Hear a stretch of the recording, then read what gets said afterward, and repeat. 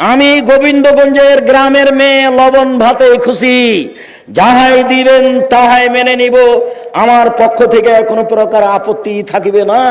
কাপড় মোটা হোক চিকন হোক আমি হাত লাগিয়ে দেখব না। আপনি এনেছেন আমার জন্য ভালো, মোটা হলেও ভালো চিকন হলেও ভালো।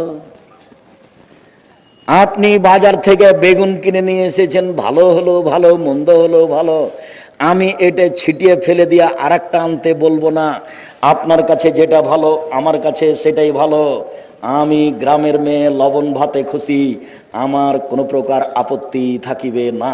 তখন শয়তান আর সুযোগ পাবে না।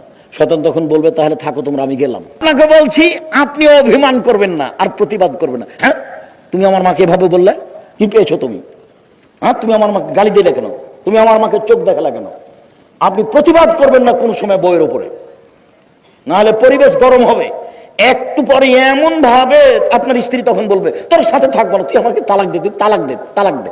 আর আপনি থামতে না পারবে, তোকে এক তালাক 100 তালাক দিলাম, যা যা যা।